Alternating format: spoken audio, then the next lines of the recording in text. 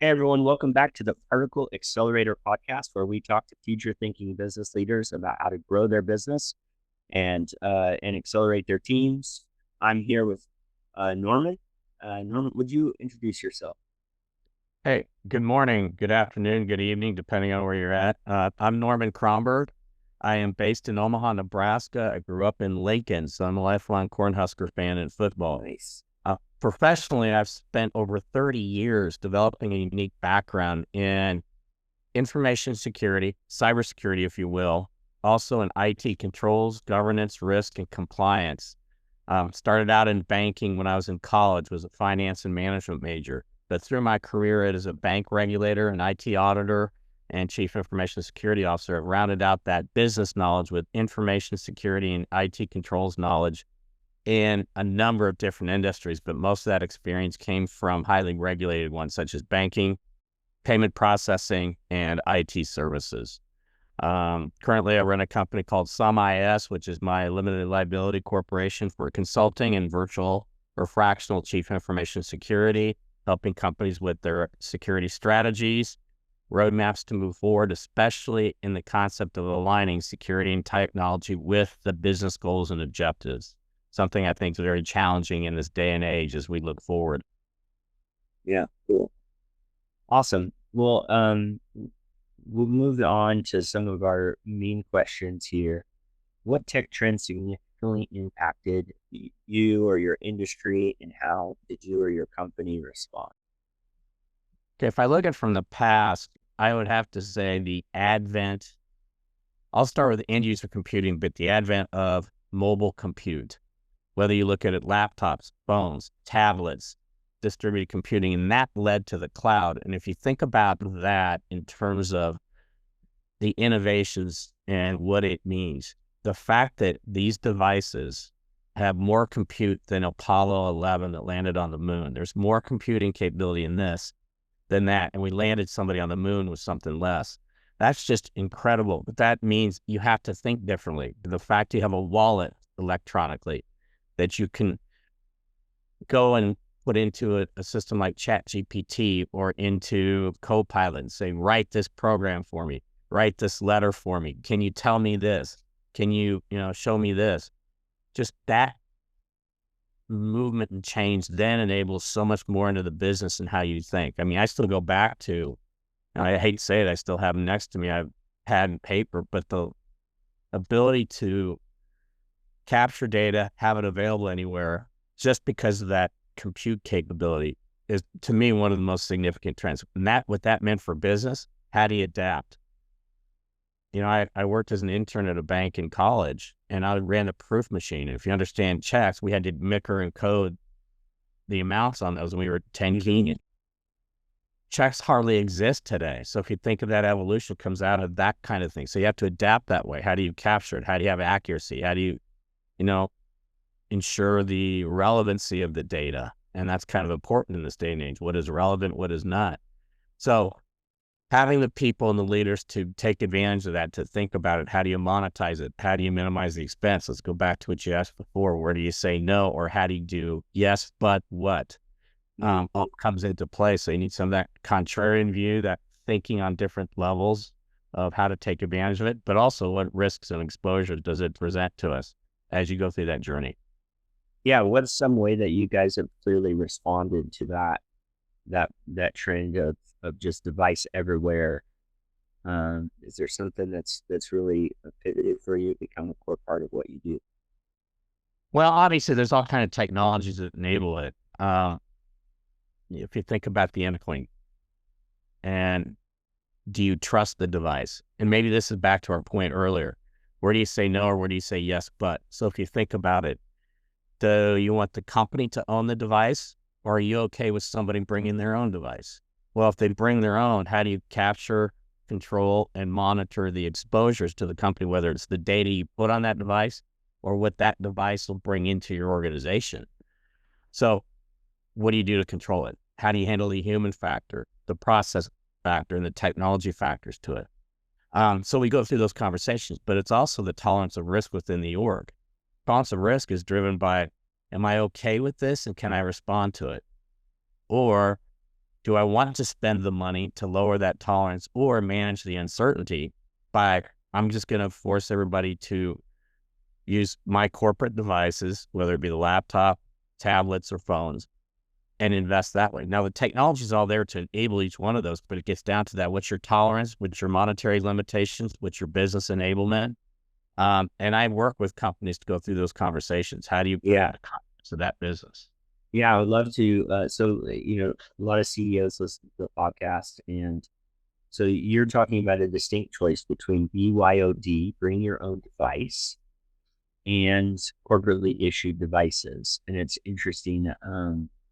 I've worked with a couple of clients that have moved to the BYOD. My IT manager loves the BYOD. We don't do BYOD here.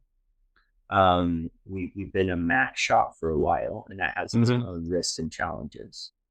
But I'm interested in, if somebody wants to go BYOD, does that mean that they're doing BDI served by the company? So then you have a BDI expense. What have you seen be the kind of tips and tricks for this choice, whether to issue devices or whether not to?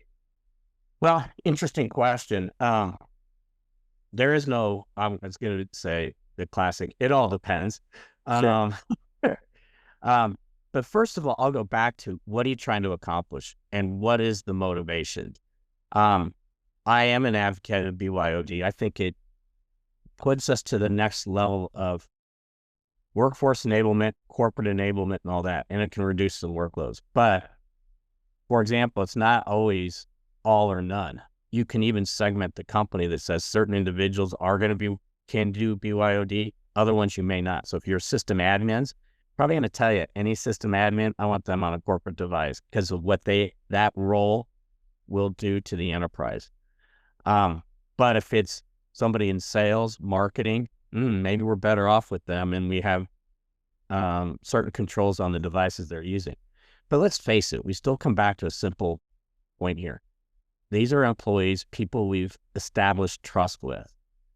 And I think we need to think through where's that line of what can we do technically, but at what point do we continue to say they're blessed to be part of this organization. We've given them the rights.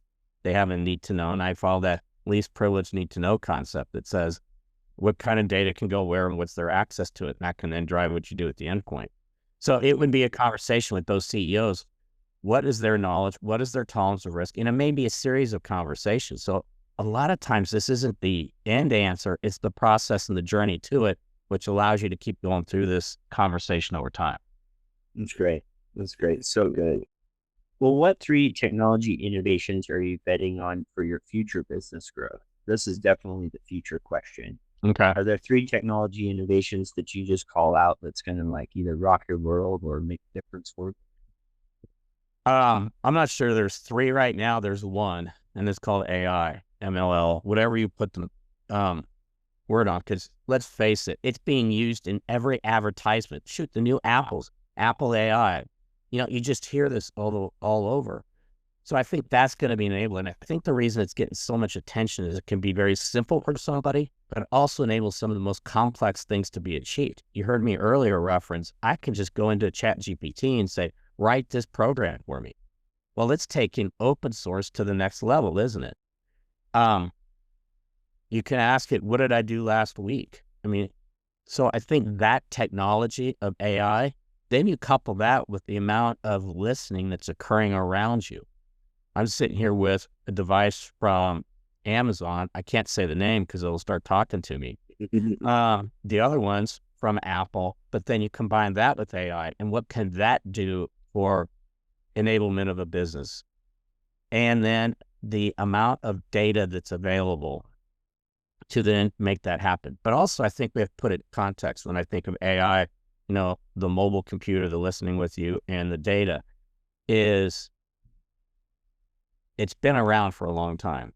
And I mentioned before I came out of credit card. If you think about fraud detection with credit cards or payments, even back 30 years ago, it was dependent on algorithms that would capture data immediately and then make a decision of whether to let the transaction go, ask for somebody to call or do that. Well, in essence, that's what AI is doing for us today, but with more speed, more data, and quicker response back and movement. Now, that is powerful to enable business to move at speeds we hadn't seen before. But it does come with risks. So if you ask, it was the AI, the ability for technology to be in your world every minute, and the amount of data out there and the use of that data. Yeah, I totally agree. Yeah, and it'll be interesting to see how there's like AI offense and AI defense in this cybersecurity space, right? And which ones, and you put it offense and defense, you flip the equation, somebody will say what I thought was offense is now defense, and defense is offense, depending on who you are and where you come from. Right, right. And that might blow some people's minds to think along those lines, but it's part of what I have to do every day. As I talk to people, challenge their view on things to make sure we think through the different risks and alternatives. Yeah, makes sense. Well, what do you think what are the most significant gaps between your digital ambitions and realities today? What are some gaps for you to kind of keep getting? I would say it's the human factor, and expectations. And I know that's an easy one to come back to, but when you think about it, you can envision. I'm highly conceptual by thinking along with some analytical.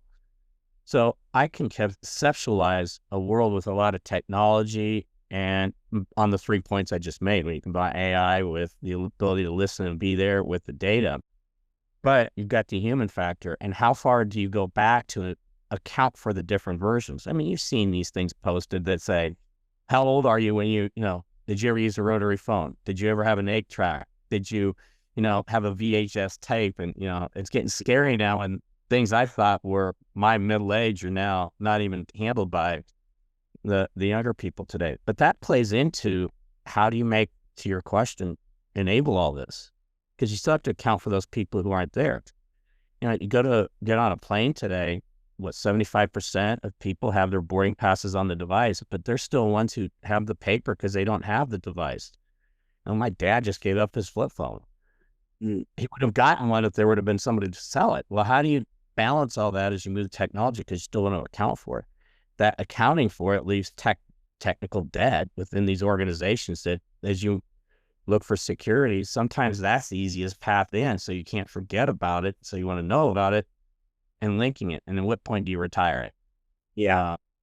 Our company focuses on application modernization, and we're finding that application modernization, we love partnering with MSPs and cybersecurity companies because they're finding that technology debt that needs to be refactored and replaced. And we love the process of taking both the new need, like what does the software really need to do in the new world, and also kind of the idea of looking at the kind of doing an archaeological dig, like, okay, well, in the past, we were replacing a COBOL application, and we realized that their idea of a daily average was to always divide by 31, where any modern program knows the number of days in a month. You say, hey, give me a daily average, and it is calculating a daily average. It knows 29, 28, 31, and knows those numbers inside of itself. You don't even have to specify a daily average. It knows how many days are in those in those ranges. And then, but to see it do a hard 31. And so we've even been using AI to discover some of those business logics that maybe, because the hardest thing to do between the old system and the new is race them, put them next to each other and you stare and compare when you're in a completely new world, trying to compare it to an older, irrelevant one. So yeah, I would kind of extend, like, not only is it the human element, which is, if people always did what they were supposed to do, then you wouldn't have quite as much risk as you have now. You could get risk to zero, but with people in the mix, risk will never be zero. And it's interesting there. So think of this, and sometimes I go back to the past for lessons and guidance of what we're going to look at the future. So your story right there, what came to mind for me was Y2K. I was actually in command centers and stuff as we went through that cycle. The company I was with at the time, our first location was in New Zealand. So that was early in the morning here in the States, and we just followed it all around the globe. But I think back to your point of replacing a COBOL program, but the whole Y2K thing was they had to save space, so they went to 2 digits versus 4. And most of them used windowing. So we may have another Y2K issue come up in a couple of years when you have to get to 50 because they use the bits 50 or less. It's this first 2 digits. If it's 50 or more, it's these 2 digits, 19 versus 20. But now with AI and this, that, how quickly or how easily can that be accomplished? Or what will it mean once we get to that, into the 2040s when we have to start dealing with it? Or I won't be, because I probably won't be working then. But so to your point on those simple things of doing side by side, so I'm fascinated. Somebody thought you'd do 31. Well, we all know it's some are 30, some are 31, sometimes it's 28, sometimes it's 29. Yeah. And those are the things that come back to bite you, because all of a sudden, if you hadn't accounted for it in that digital enablement, guess what? Something's wonky. And that's why I go back to when I said before, data. The integrity of the data and how it's used is so critical. I actually came up with an acronym for myself. I call it the RAT test: relevant, accurate, and timely. Right. And I keep thinking of that in my mind for all of this, not just at the data level, but how it goes through the applications, how it gets to the device, how is it used. It can keep you up at night at times, but For sure. Well, what do you think the biggest challenge is for you and your company maintaining a competitive edge in your industry? I think what we're facing, and especially in cybersecurity, we're at an interesting pivot point. And this is me relying on the past as we look to the future.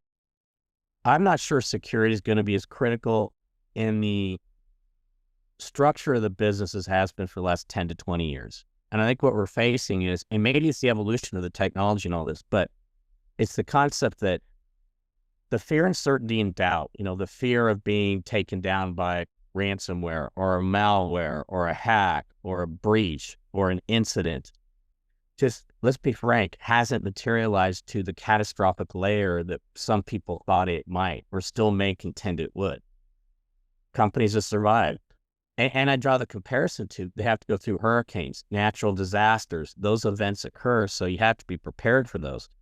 Another analogy I use is the ship that ran into the bridge in the Baltimore harbor, shut down that shipping lane and a bridge. The bridge still isn't rebuilt.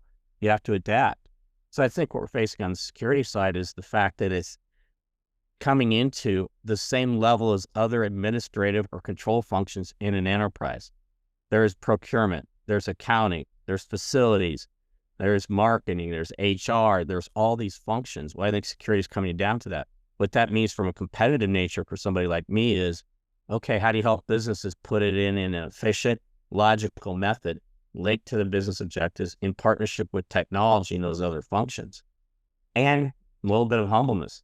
Do we really need to be sitting in the boardroom? Do we really need to report to the CEO? Asking those questions helps us then say, how do we find the right competitive placement, customers, or enablement of a sound security program?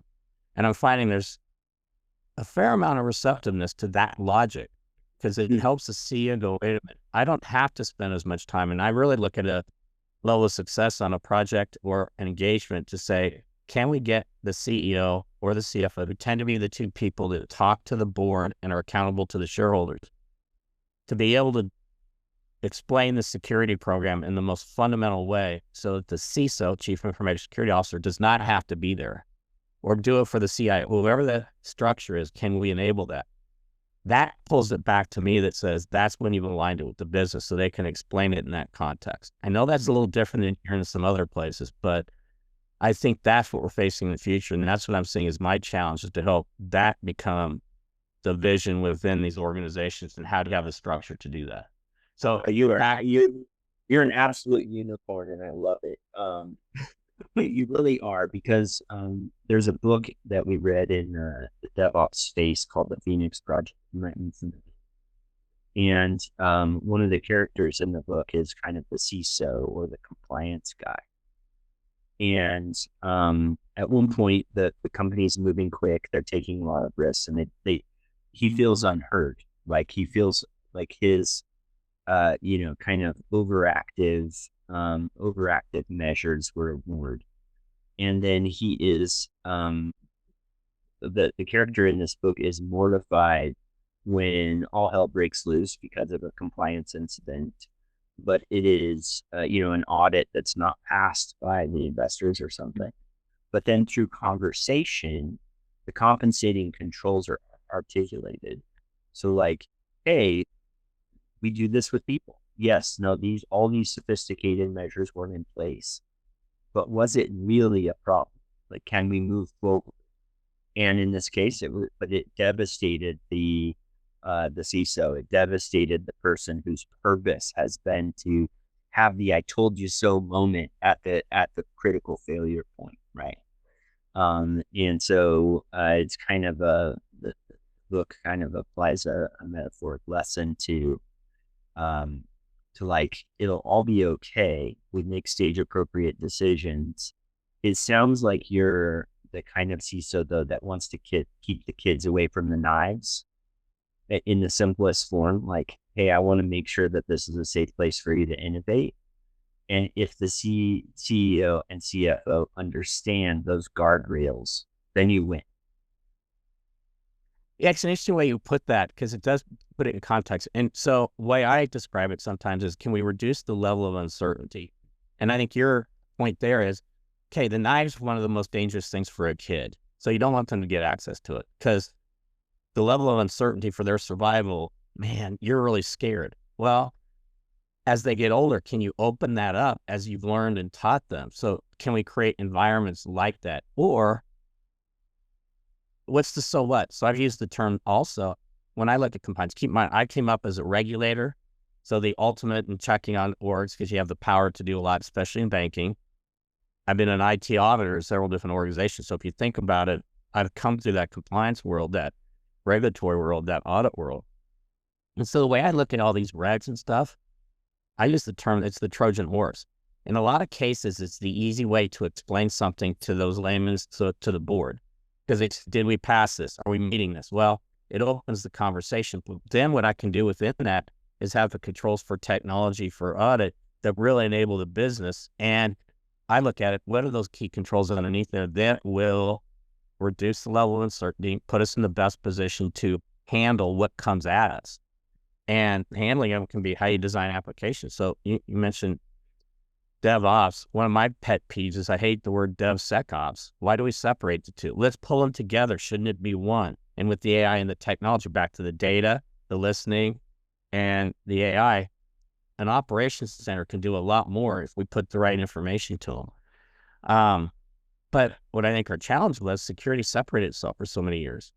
And I think a lot of developers said, oh, I don't have to worry about secure coding. That security group's going to do it. Well, let's pull it back and say, they are professionals. One of their requirements is, as you build this application, this process, this technology, account for what we need for the business to make money, account for the security, account for what we need to meet the basic compliance rules, and how do we keep it enabled so we can survive incidences? I think, yes, I guess I just used a lot of words. You got me on a soapbox to say, yeah, let's enable the business, and it's okay to take risk. You're not going to prevent 100% of things. So let's be in the business of taking risk. Yeah, love it. Love it. Well, what lessons have you learned from tech initiatives that failed to deliver expected value? One lesson, I hate this term because people say, oh, this failed. Very few of the tech projects have ever failed. Now, you may have had a grand and glorious view, but if you got to 50 to 75%, why is that not a success in certain cases? So, and maybe this is my conceptual one. Sometimes we will find out we succeeded in other ways that we hadn't anticipated. So, when you ask that, my first reaction is, I'm not sure anything fails, because you can learn from the mistake. You can react to the mistake if it is in fact a mistake. Great example coming out here a few weeks ago, CrowdStrike. I mean, I was sitting back, and thankfully I wasn't in an operational role, but some of the things you learned. So first off, most people didn't realize how big of impact CrowdStrike has around the globe. Let's face it, that's a learn. Is it a mistake or a problem? Well, it's a problem, not necessarily a mistake. But one single line of code in an update that got through QA and process of released into the companies who did auto releases because they were on the security side, back to my examples before. Do you really need to update immediately? It's a good question to ask now. But those who did immediate updates found they had a blue screen of death. Boy, the interesting thing you learned from there is how many companies had effective incident response who could talk to each other and get going. I've heard stories of people who were up in an hour or two, no problems. They just got the patch, applied it. Some took a few more hours, primarily because it happened overnight, so they get people up and in. Then we've heard the stories of certain companies that went for over a week, all of which, if you pull back the layers, tells you a lot about those processes. So when you ask what's the biggest one, I like to learn lessons from each one, and I think there's opportunities. They may have been a success, but on a different scale.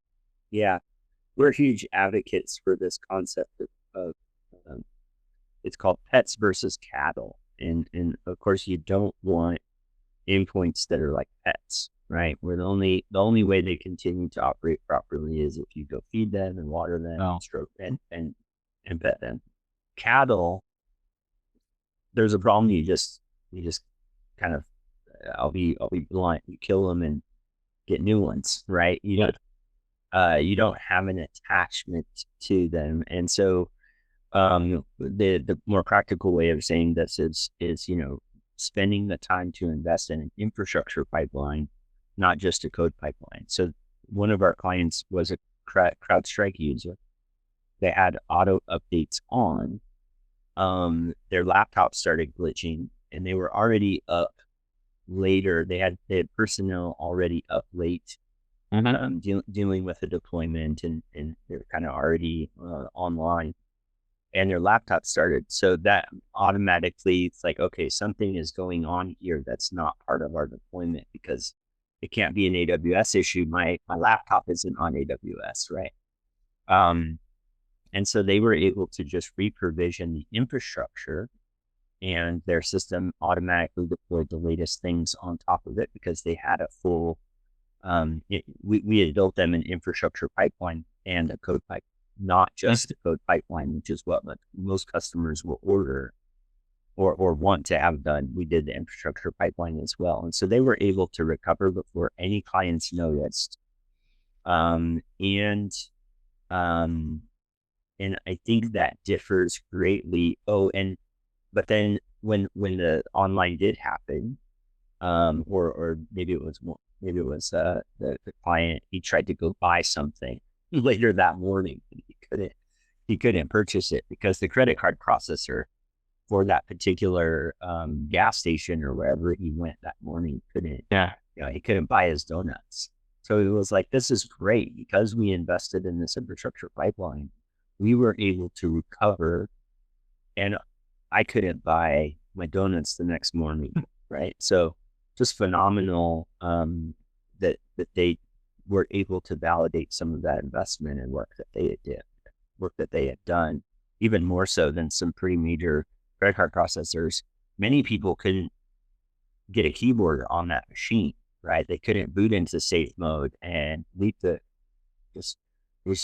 was all manual IT still, even in the cloud or even in this. And you think about the evolution here, simple things like who understands command levels? Because at some point you may have to get down to the single command level. Those of us who grew up with, the original Windows, the MS-DOS, everything was command, right? You're typing commands. Well, some of that's still going to be relevant with all this new technology, but the number of people who understand it. So that plays into the future too, is the capabilities to respond, update. I like what you said though. At what point do you just say, I could trash it? Because is this a commodity or a business supply versus an asset? Many people don't even put laptops on their balance sheets anymore because they're fully depreciated. Well, why not treat them that way? Especially when you get things like Chromebooks and all of that into the mix. So it's fascinating to see how you can respond from something like that and learn from it. Yeah, for sure. We just feel like the world is a little bit easier just to treat it as cattle, like kill it, redeploy it, you're all good. And as we move into containers more, it's even more so, like the reconstruction of a container Well, and it's fascinating you say that. I'm just dealing here, I've come to the realization I don't need the physical device as much. As I mentioned earlier, I put my data, personal and work, in the cloud. If you configure, it's going to be safe. But the ability then to be independent of the device is fascinating. I can bounce between 4 or 5 devices like that, whether it's the phone, the tablet, a computer, somebody else's if I have to. And I think of this friend of ours had their wallet stolen in Chicago over the weekend. And I just go back to, can I get to a copy of my passport or my driver's license without the devices around me? I know it's a simple one, but I can go, yeah. I can go up to a TSA agent. Hey, I can show you who I am. Can you let me log into your device? Probably wouldn't let me because of their security rules. But to be able to get to that data and information with such ease and energy supports your idea. Can we treat them as cattle, or, it's like a pencil? Can we just toss them? So get a new one that's sharpened. Yeah, that's cool. Yeah, I would love that. So how do you cultivate a culture of innovation and digital fluency within your organization?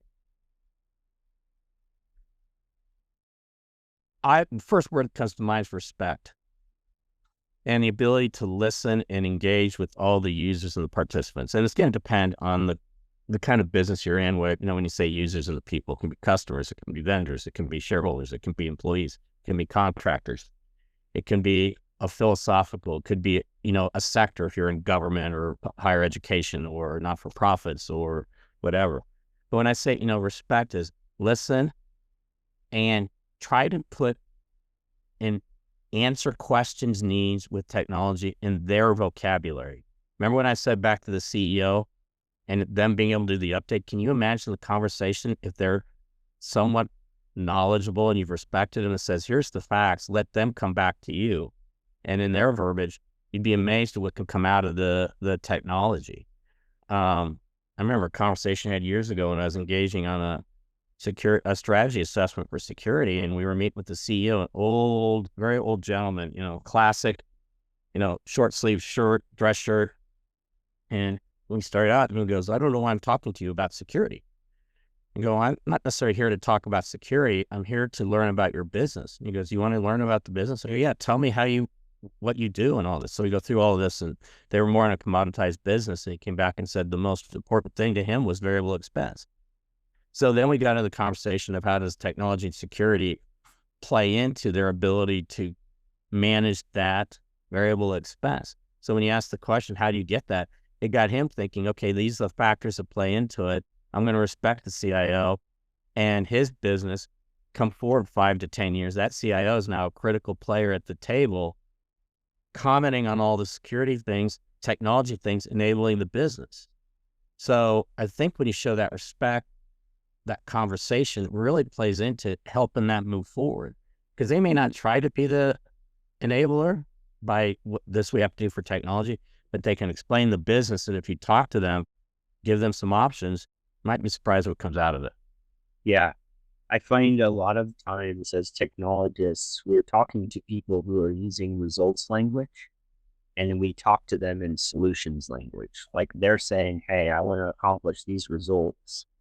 And rather than staying there, okay, let me understand more about the results that you're trying to achieve. If you simply ask a developer, hey, by when will it be done?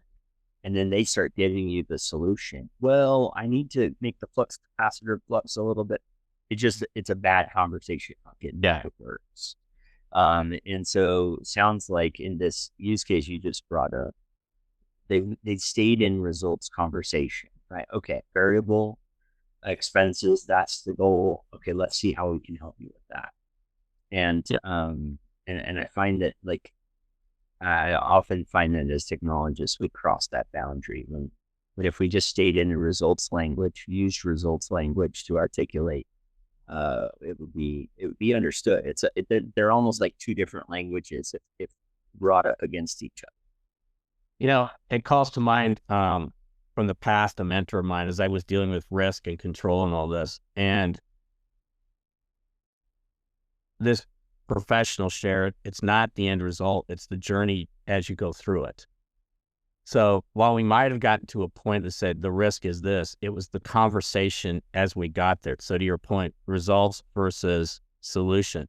we may have bounced between those through that whole conversation on risk. And it was in any number of contexts. It could be disaster recovery, business continuity, how much security to put in, what technology approach to use, how much cloud do you go, whatever it is. It's the conversation, and that by which is really the end result, not the answer. Because then you can keep coming back to that.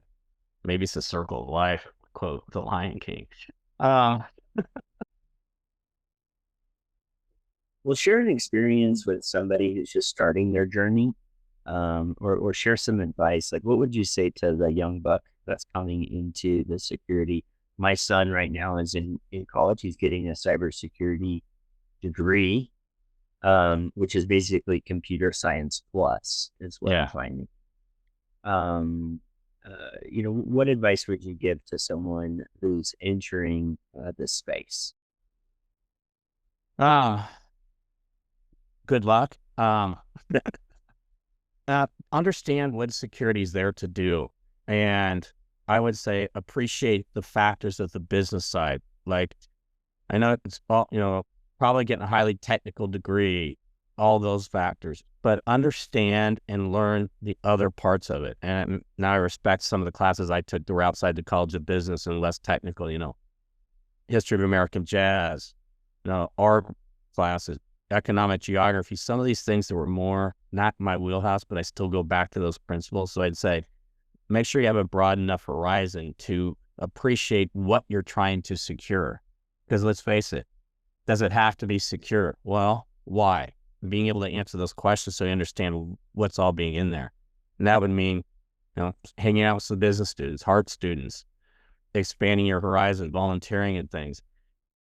An interesting thing I've heard lately, though, is, and maybe this is because I'm talking to more security people, it seems like the security professionals are more engaged with each other in networking and talking and within an organization. And maybe it's because they have to answer those. But being that leader that helps the technology side that may not have done it, and I'm not sure they haven't, it's just the view somebody shared that, okay, the security guys are more open and networking and talking than the IT guy. But to any professional coming in, being open, listening, expanding our horizons, being patient, and keeping multiple paths open. I don't know that security is going to be the same in 5 to 10 years as it is today. And it certainly isn't the same as it was 10 years ago or 20 years ago. I mean, I started out in the mid 80s, early 90s, the term CISO did not exist. Ransomware did not exist. Breach did not exist in the same context. So be cognizant of that evolution. And that's why I look back to the history. I've shared this story. I was told they used to have vice presidents for power or electricity in companies. Why? Because you had to have programs and processes in place to get electricity for the work. Today, at best, it's covered by procurement for somebody in accounting who monitors the utility bill, because you just naturally have power. So be aware of that evolution. I kind of think that may happen with our security world. It's going to evolve to where if we engage pulling it together, the developers, the SecOps, the DevOps, all these functions will help enable the security. Probably won't be to the same degree as it is today. So being creative, open, look to the future.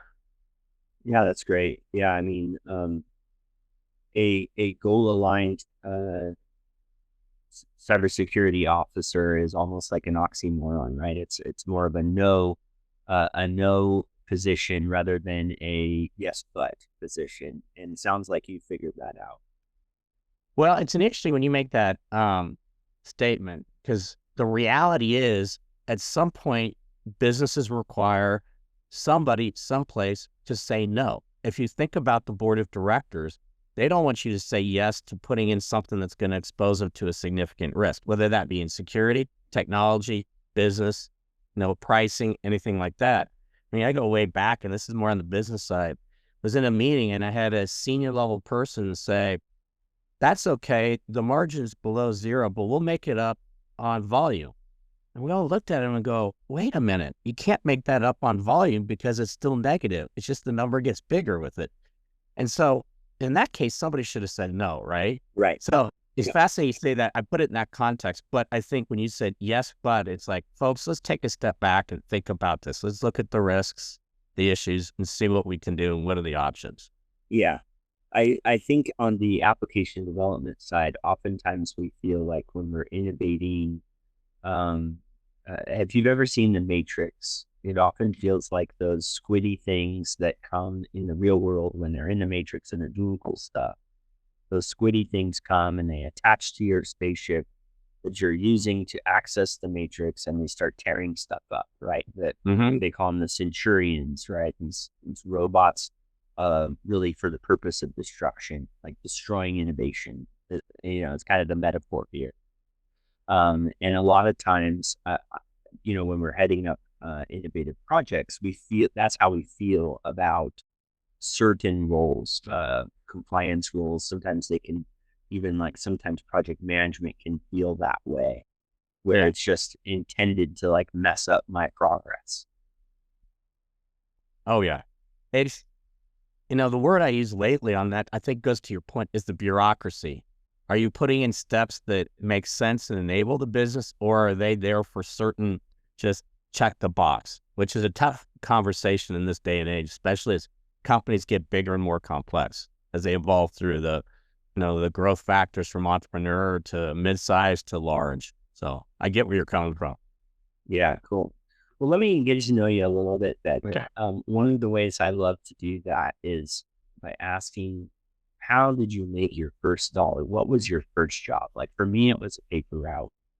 And I'm just interested, like, what was your economical beginning? Well, it's interesting you asked that. Much like any youngster in Nebraska, there was things like mowing lawns, snow shoveling, even tried babysitting once. That didn't work for me. So my first real one, when you asked that question, was I was a busboy at a steakhouse in Lincoln, Nebraska. Cool. Still go back to that, have a passion for restaurants and fine dining. But man, you start thinking about, to get that dollar, how much work you have to put into it. And I told people this story. I was responsible for mixing up and making the blue cheese dressing that we used on the salad bar. Quite frankly, I was up to my arms in that dressing, and the aroma, if you've ever had blue cheese, it's strong. And it took me a good 5 to 10 years to get over that aroma to be able to use blue cheese dressing again, especially with my wings. But yeah, my first one was a busboy at a steakhouse. Cool. That's great. Well, what toy or hobby did you have as a child that inspired what you do career-wise today? Well, I'll probably go to this one. I'm 61, so was in grade school, junior high school in the 70s. So in the late 70s, my dad brought home one of the first Apple computers that was made, had the dual disk drives and all that. His favorite story is regarding that. He brought it home. My younger brother and I, we had it out, unpacked, up and running almost immediately, and had it working for him. And he was just blown away by it. But that enabled my interest in technology along with my interest in business. And what continued there is it got me enough interested that I would a check reconciliation program for extra credit in high school. And this was before Excel, Lotus, any of the applications today. We're talking pure command level programming. And I kind of maintained that all the way through. So I would go back to that one that said probably the hobby with technology and computers and just business. Yeah, you triggered my nostalgia. Do you remember this program called Logo? That it had a turtle, it was like a triangle. And my first intro to programming, right around those Apple II days, was the turtle had a pin, and you could say like forward 90, right turn 90. And then you could even, like, the advanced thing was saying, hey, repeat 4 times, and then you do a square, right? Just forward 90, right turn 90. And then, you could do some really cool geometric shapes. Did you ever use that? Was that? I don't recall using it. I remember things like that, but even when you describe that, it calls to mind, if you think about gaming and just go back to the original Pong, which is just the simplicity of that program, but how engaging it was, or Minesweep, or things like that. But yeah, I do recall that. Yeah, there's I was using that as a metaphor the other day because there's a book called Leadership and Self-Deception that's required reading at our company. And it talks about like being in the box. And then like when you're in the box, everyone else is just an object. But when you're out of the box, then people are people with challenges, right? So we talk about being in the box versus being out of the box and how you encounter certain challenges. And that the asteroid game came in as a metaphor where you're kind of in the center. When you're in the box, you're in the center of your own world, and everything around you are just objects. Interesting. Well, what quote from a famous person lives in your mind rent free? Ask that again. I missed what quote from a famous person lives in your mind rent free? Rent free? Yeah, like just what's your favorite famous person quote? God, I don't necessarily go back to quotes. I do keep a quote book, but probably when you say that, I have to go back to Martin Luther King and his speech at the Lincoln Memorial. I have a dream, and things from that. That would probably be the closest for my answer on that. Cool. I was expecting some awesome Larry Osborne drop. I lived in Omaha for 3 years and was in Lincoln quite a bit for different events. And I lived right near the old market area for about 3 years. So, how long ago was that? You might be surprised what it's like now. Too long. Okay. 20 years ago, probably. Oh, if you recall the Leahy Mall where the lagoon was, that's all been filled in as parkland, amphitheaters, the development in downtown. If you liked it then, it's light years ahead now as to what you can do, and the housing and the dining and the entertainment. It's just incredible. Yeah, it was getting pretty good back then. I can't imagine. I would love to come back and try it out. Well, you're welcome to. I'd love to take you out. Cool. What do you think the greatest invention or discovery was in the past 300 years?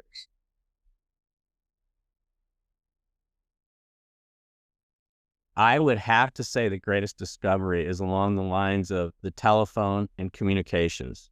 And the reason I say that is, think about what that invention has enabled. Prior to that, they had, the Pony Express. It was archaic. It was tough to communicate and move, get information exchange. But I really look at things like the telephone and that electronic communication capability as to the speed by which information and relationships and things like that could move. And if you look at it now, we're able to do things like this video-wise, all because of that kind of invention or enablement, the movement of information across a little line to anywhere in the globe, or wirelessly up to space, to satellites and all that. I just look at that as the foundation of that invention. Enabled so much of our world to advance and move forward for the good as much as anything else. Yeah, cool. Yeah, I was like, that's great. So if people like what you've had to share today, how would you like them to connect with you? Look for me on LinkedIn. It's Norman Kromberg, and reach out to me there. You'll see a number of links, things like that. I'd be glad to have conversations about this. If you haven't picked it up, I tend to be a contrarian. I'm thinking on a different level. I think you use the term unicorn. Well, I embrace that. I take that as a compliment, because I'm trying to see how we enable this in a way that moves business forward. And I'd welcome the conversations. I'm looking to serve on advisory boards, be that fractional or virtual leader for these programs. Help with seeing things a little different way through strategy assessments or, certain projects. So just reach out and let's talk. Awesome. Yeah, that's great. Thanks, Norman, for that invitation, and appreciate your time today. Thanks for being on the podcast. My pleasure. Enjoyed it a great deal. I love these conversations.